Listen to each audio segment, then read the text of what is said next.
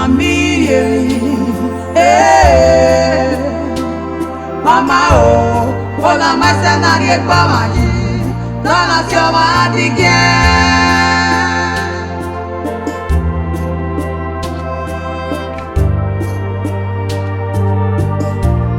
Dona sioma adige, mami, mama oh, ona mercenary ekpamaji, dona sioma adige.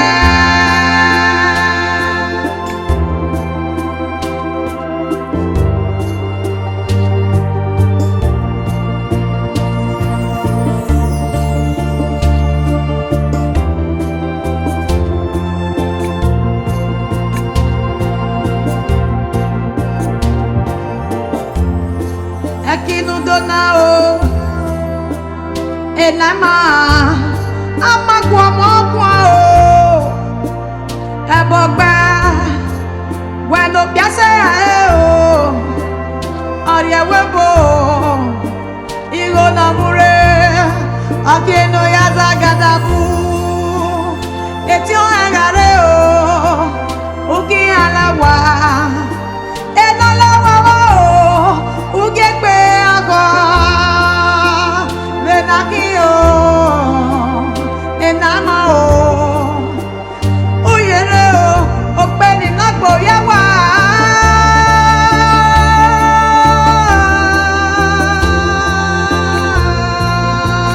Oh, openi nagbo yawa.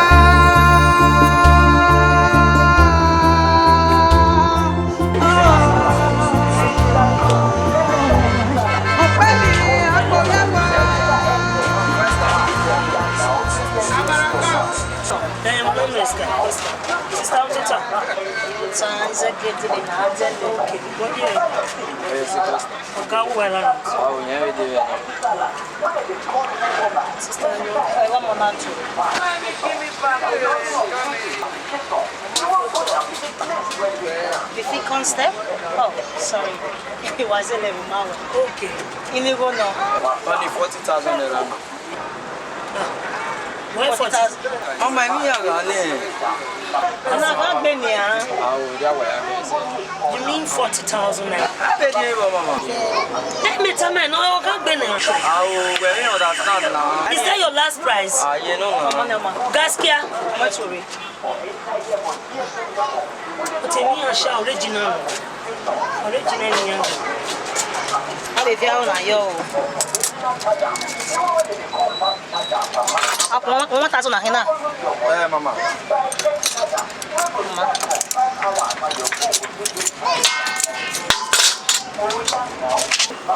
They painting. Those drone. Different type of In the go now.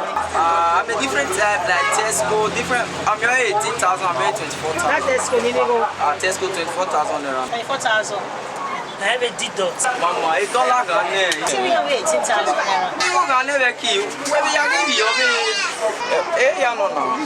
If you are assistant, they are very juicy. I will return it. Baby city me ya di 50. Oh, 50 pocket. Yes. Yeah. Okay. Me receipt to Okay, stop.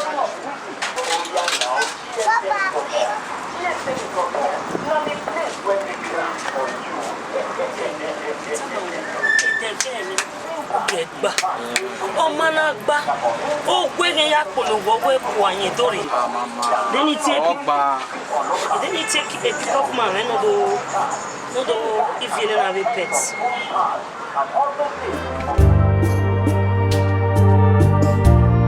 Dona sioma adige, mami, mama oh, bona mercenary ekpamaji, dona sioma adige.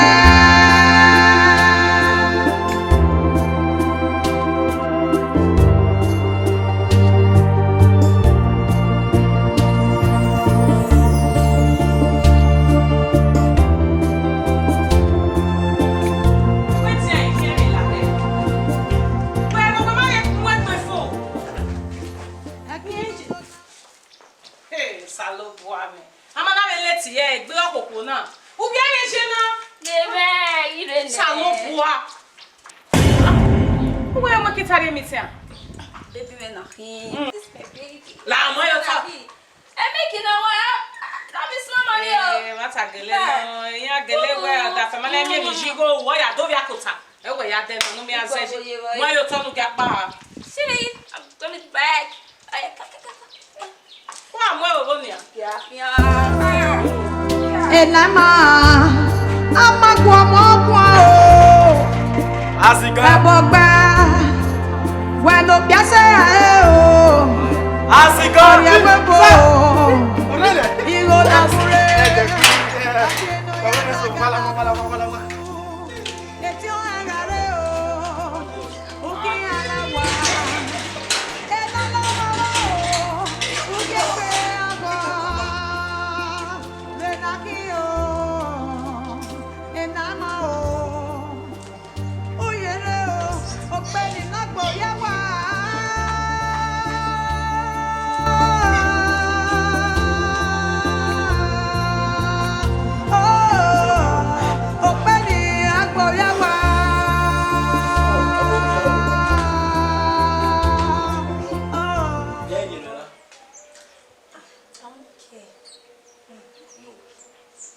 For now, you may need anything. What are we here? I will want me. Even know you first time why I do one real. Iwe ide okay. Beauty. Okay, so then I mean I can't about this. When you can explain my way. But are you who you know? Maybe no you will maybe no jail with your way. One okay. I'll tell you. I see no blessing yet. Stay here. Okay. My old high. Get the ass apple game or bastard. Understand? Ime wa ka bo wo. Wo wa te mata. Mami. E ko me wa be mu we. Okay, gbe so no yan afien yan gbe. Eni ahin yan wi yan hin. Eni ma te gbe sesese wa o to. Wa so wi yan emi ro pa ro. Eni meje we ni kata ma we. E we bo mistake. Ime wa re for visit. E ko me wa be mu. I'm okay with what I'm saying. Where's the water now, eh? Very beauty, you are high, you are low. Or you are low. Where's it? So I was saying. So, when we carry it on my way, it's squeeze Joe. Even anything we only got a toss a look one, we are now with the on it. My dear, I'm not after anything. I'm just after you. When you make me well and I, be my shame, I go back.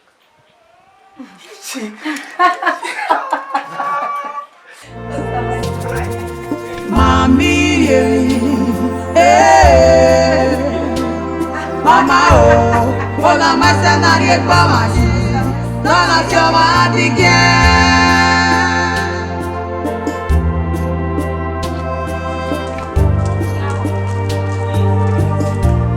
Dona choma adigye.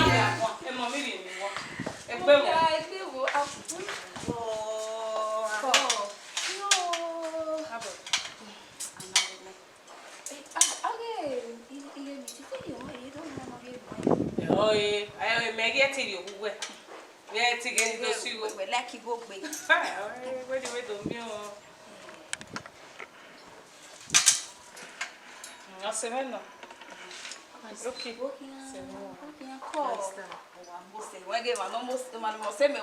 Yeah, and my medium one. Well, yeah, you can say that again. Yeah, there is some. What do me when I wear the meal with no living yard? Oh, Mama, you want me to make big. I must say, what's a book here? Go, here. Oh, I must say, where's the yeah, Totalmente. Go. come. Oh, how about we didn't be big? Oh, yeah, the papa now, the papa now. Before I went back. Well, yeah, Yeah, copy. That one is you go copy. You go copy. Only one more, you only one. Can go anywhere I want. Eat whatever I want. Yes, so. How is it now? yes, you. Ave go. When if wala so die, no time I am looking at one. Mammy, me what prefer all me worry, mamma. Oh, me go. Me go. Mammy, I go be a cabaret. He will go a water. Oh, Well, like a Maria Modo. where alla loni, where will Nari go to rock? Oh, Mario, a there, Moria. I will tell you, Mamma, I said they will call it baby. I love you, I love you. No. Yes, so. Okay, for when I wow.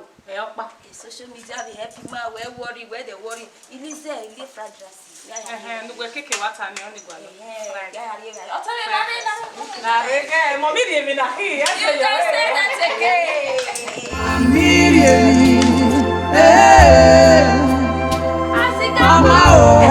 Bona masana ni gbamaji, lọ́nà tí ọmọ ti jẹ́.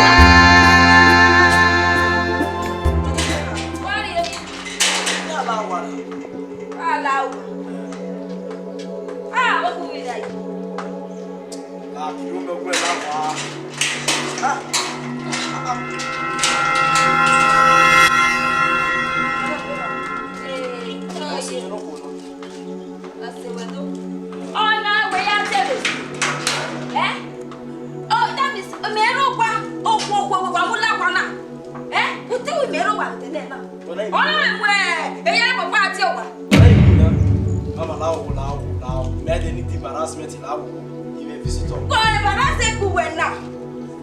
Oh, what the for men are free. Oh, when you are young, where you are, and you oh, my son of boy. This is my husband's house. What the fuck? What tell you now, Hina? Where you are going to do? Who oh, one now who will get a female. What are you? I am one ye. Yes, I will go one ye. Oh, don't be a room, ma. Is a school boy? What do you mean now? Wait, mother. So quick one way, stranger. Oh, yeah, I'm your man, the mouth. You might go. One of the first time, really young boy. Bill of one neck. Eh, sister, no more you. Oh, Monaco, Chris. Oh, one up, where you love one up. Mama, it's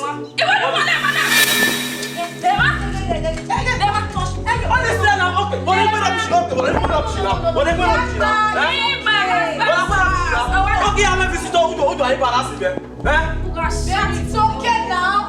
I get out. No. Hey, your brother, mama, yeah, pussy, yeah, come let me go.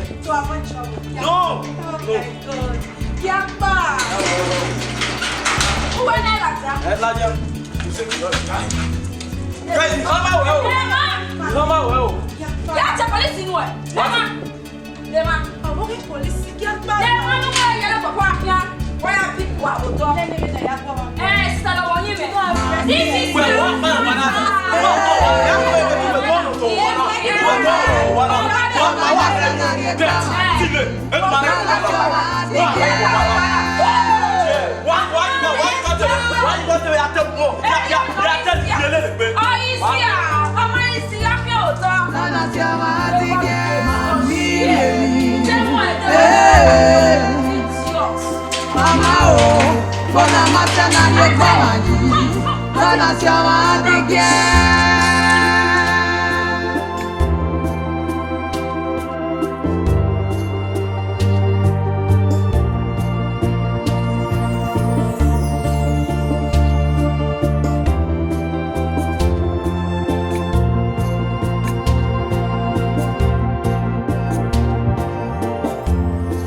Ekinu dona o.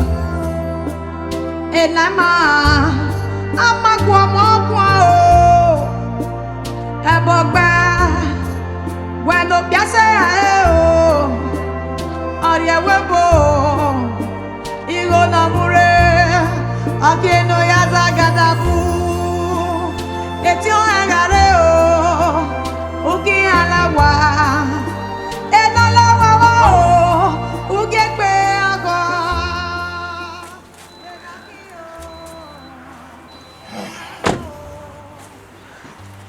Oh yeah.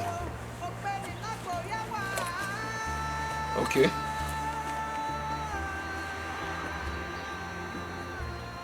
Very good. Very good. With the roofing, oh yeah now. It's very fine. Yes, baby. Yes. Yes, in your roof, well, you must say very fine. Yes. Yes, I love that. I love that. Beautiful. Wahia, my dear. Wahia, Wahia. Where's my love? It's one. Yes. That's the way I want it. Okay. What's the next step now? Here we now get. Let me say, I have a water system. They buy ties.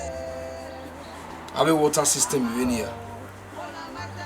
Okay. Then you have a canal.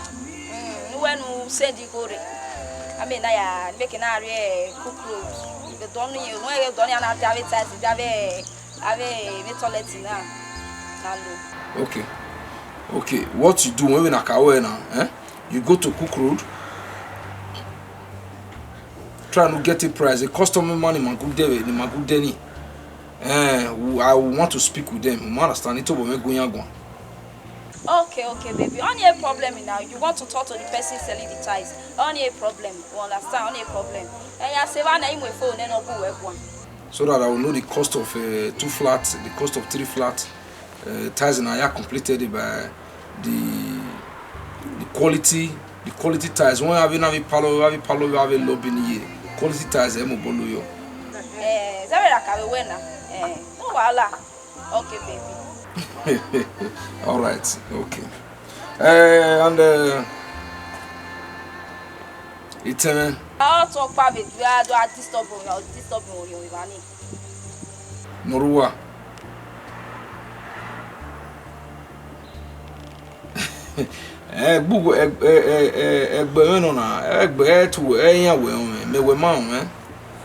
You have to see how you're going to be closer to them so that why get along with yourselves, because when Mary Nigeria now.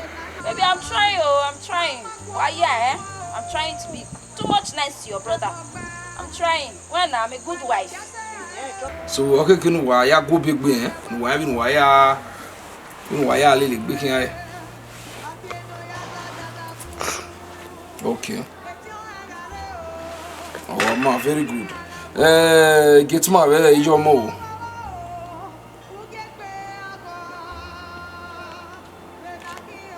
Very good. All right, baby. So please try as much as possible. Hey, Katama, now when you send him pictures, you must send him. Oh, the pictures. Don't worry, baby. I snap it now. I'm a big boy. I will snap it for you. Just that I can have a way I snap it. But so over what will be man? Phone me so we are my fashion. When you get time away, then really another phone man. And don't worry, I snap it. Go on. All right. Okay. Send me the pictures. When you are taking pictures, it's not good. When send me the pictures. Why send me a picture? That's not good. Oh my baby, I love you. Okay, dear. I love you, dear. Thank you so much. We'll see. All right, take care. You are check some things around. Here we are. I'm out of no year. I love you, baby. Okay, bye. Nana siama adige mamiri mama o bona masana rie kwamaji nana siama adige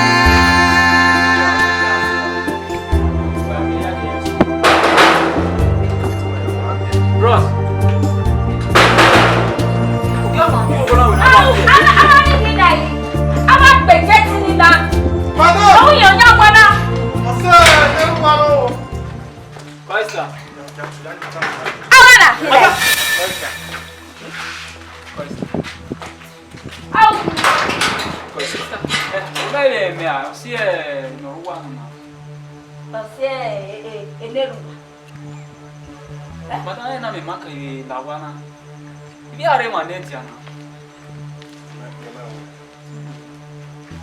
Out where here? In I will. Answer the question. You want where here? Are we save blood? Sister, get wale agbodin. Maybe I dey manage na. Get me alama na. What do? Me do mi ose mo ro wa na. Who do me say we? E wa na ku gbe ade. So me dey ro wa iru wa ku gbe ade. They came in group. You shut up. Madam, ku gbe ade girlfriend mi na yan se no ya ni ma bari ku ni ma bari school a classmate in my house. Hello, madam. I want a girlfriend who Hey! Please shut up. Sorry, madam. Oh, women! Wanna do away. Kill it, wa. Oh, women, we're gonna do away to you know what? Oh, I can't go. They call me What group. get in here? Sorry, madam. They call me group. Please shut up. Sorry, madam. Beni me kere sena. O wa ni ga yi winia. Wa winia, wa women. Look here, bolo. O me ko ya bole. O wa we kana do where? Sister. Not in my house. Get in. It's okay. Sorry, madam. It's not what you think. This is just your first time in my hour, so everybody, madam. At least we'll be 13 months. Mama, oh, what? I don't care to know who you are. Oh, why we cannot work for them? Who are you? Hey, sorry, madam. What is Sorry, madam. Sorry, madam. Will you shut up? What we need? Don't back. Don't back. Don't back. Don't back. Madam, I tell them go Will you back. shut up? I tell them go back. What nonsense? Sister, my bag here. Who's what? Sister, who embarrassing me now? Embarrass me to maintain a year now. Can I get friend to me? I girlfriend. Who is your girlfriend? Who's your girlfriend? Who's what? What is some people? So who if you want to marry? Pass here. Are you crazy? Madam, please, it's okay. It's okay. Don't injure me. I have a friend house like this. Don't injure me. Madam, move. I said leave. Move. Madam, Yes, yeah. move. Hey, bury your own. Madam, You see your life? I get there. I don't care. You never this area idiot. Careful. Will you shut up? Yes, madam. This should not happen again. No, what? Why did you tell me that? Mita. Uga we be kiro na be mono wana. Uga hiro kwa wa ya ki ogugwa. Idiot. They call me group. This is my husband's house. Yes. And whatever I say, stand. Stand. Will you shut up there? Will you shut up there? Usuo. What's wrong? Okay, madam, for me, Yes. Idiot. Madam, yeah, I'm making you, man. Because, hey, I'm a my feeling, you know. Mama oh, ona masana ye kama yi, nana choma ya tikie.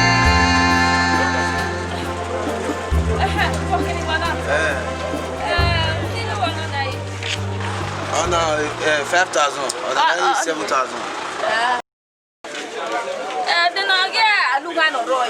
Oh no, Benjamin, you know, anyone. On the name pension, I can have it 2,000. Oh, Mama, I can make 4,000. I want you to say. Give me 2,000. I can make it.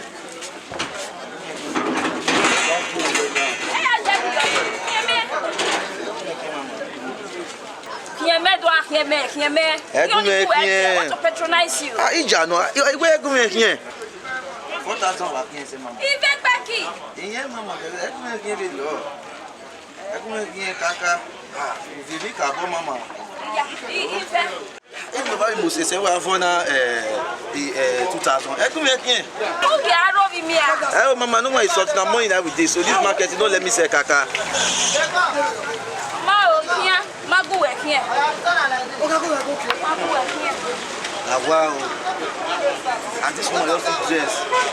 This like the price is still 2,000. Now work for some people.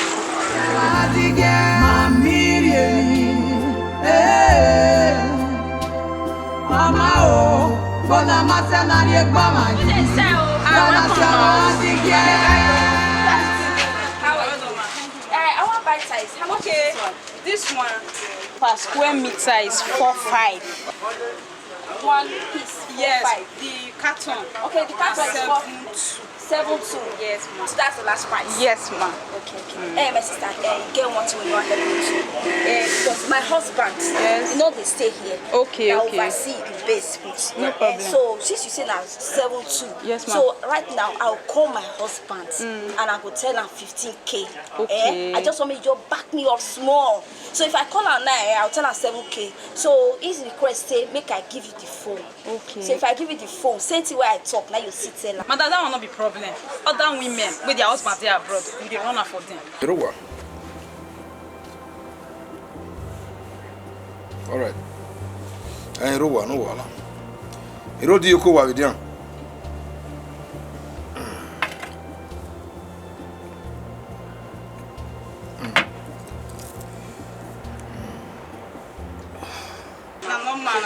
Talk well. No problem, no problem. See, I will run up for you. We dey do for that people. No wahala.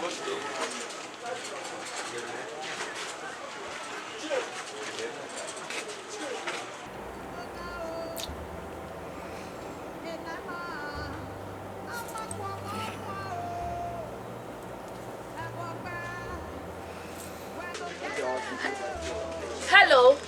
Hello, honey. Hello, honey. Oh yeah. You can ties get another door. And then they get all your door. All your people no. You work one. Okay. Anyway, kai. Away 15,000. 15,000. Why are we? Baby, I'm okay now. I'm the one selling it. You gonna turn no way 15,000. If any. Why are you doing well logo 15,000 women you go on here? My phone eh? Hello, sir. Hello, madam, how now? Good afternoon, sir. You say 15,000 for ties. Yes, sir. Yes, one carton, yes, 15,000. That's what they think come to here. Oh, Gassi, it no cost. Dollar high. And the dollar rate we high, so you affect us for this side. So they put money for everything. Dollar high. Now so often I take the spoil the whole market. So dollar high now you just because a dollar high now inflate on our price. Okay. For Kodameter, okay. But it's still too dear now. You don't feel reduce them. The full price now, the thing high. Not be lie, the thing high. And the ties where your wife touch swear. See that ties, not be although yeah ties where we say you go use them and the mash you got to make sound. This ties now correct ties. Don't worry, your wife will show you. No, now original ties, now ties if you won't see yourself, you know so your wife know better things. Okay. I just the last price with that. I just the last price with that. Okay. Give her a phone. Okay, thank you, sir. Take care. Hello, baby. Okay, no problem. Me I send in any go. Yeah, me I send you go ni Mom. Okay. I send get a very nice one and a beautiful one, mom. I love you. Later, eh? What to read ties what? The ties over 50,000 naira. We don't need one here.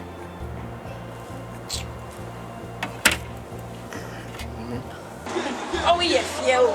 The way we can mirror. May that belly go no roll it here. Emma.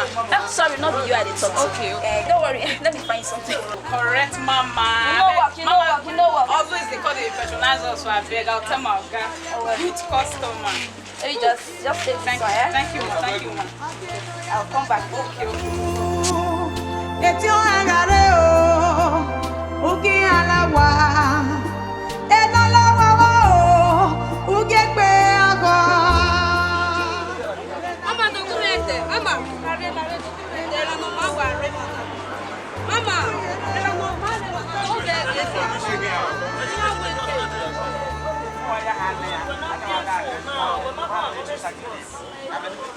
You want the 2 by 2? Or 800. But you only Kenya, you ain't going to have it.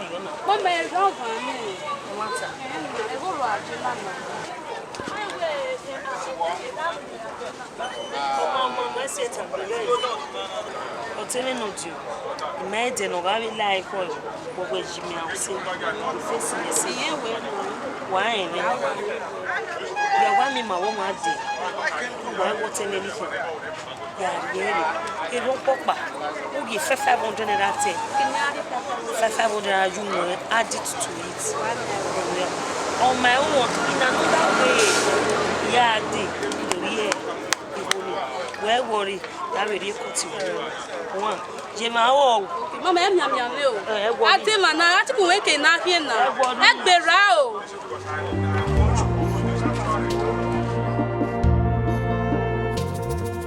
Mami, Mama, oh, ona masa na riekwa mani.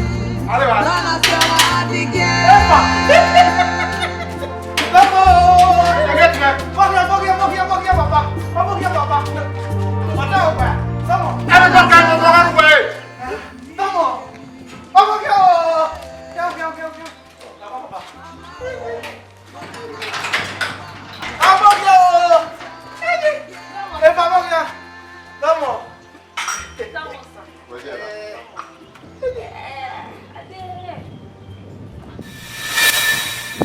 Video water me. What no me there me. I'm doing me well. Tari me la wa. If I want to go, okay, I did. Wait, one more. One year, 1 hour. This is your house. Don't you call it here? I can't do what I can't come out and give me can't come to give it to why.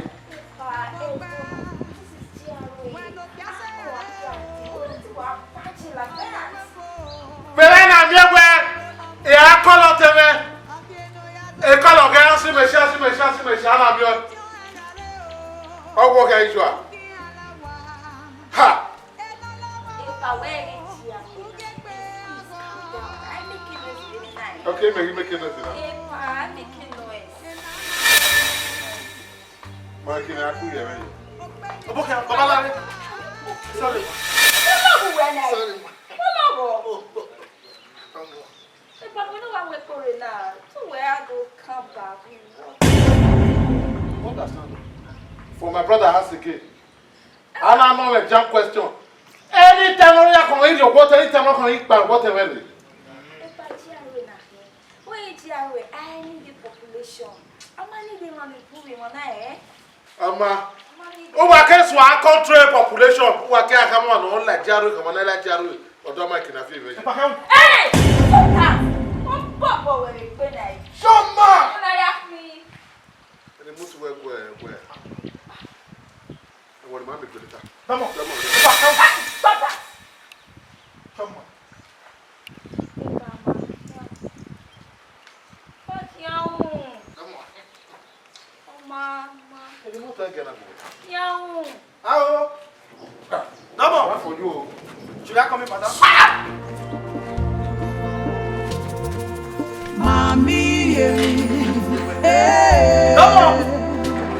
Mama, oh, ona masa na riekwa mani. Nana sema adige.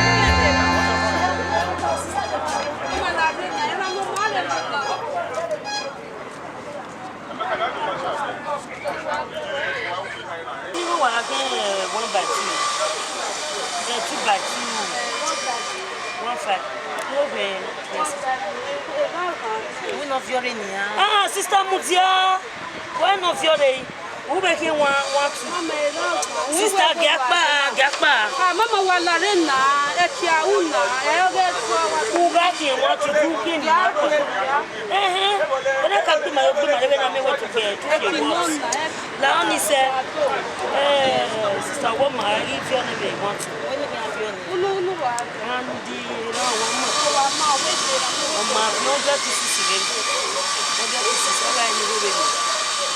the POS here.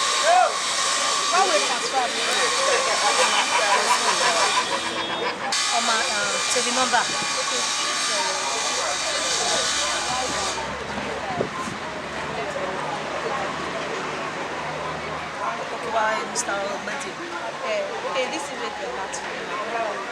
Where's the mama?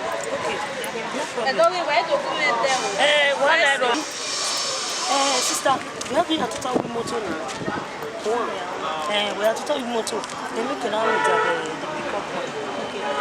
Okay, or not back. Yeah, can now. Okay. Wala Costa.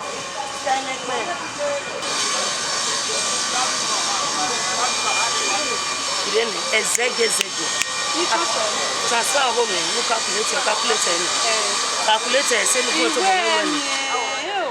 yeah, zege. Zene banking.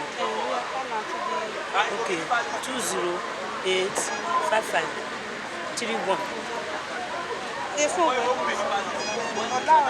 Okay, phone very much. Okay, no problem. One see. Worry, I got the customer good. Very good day. No wala. Pick up. No problem. Is anybody can at the mineral? Aquino donao enama amagwa mokwa o ebogba bueno piase o ariewebo igo namure akino yazagadabu etio engare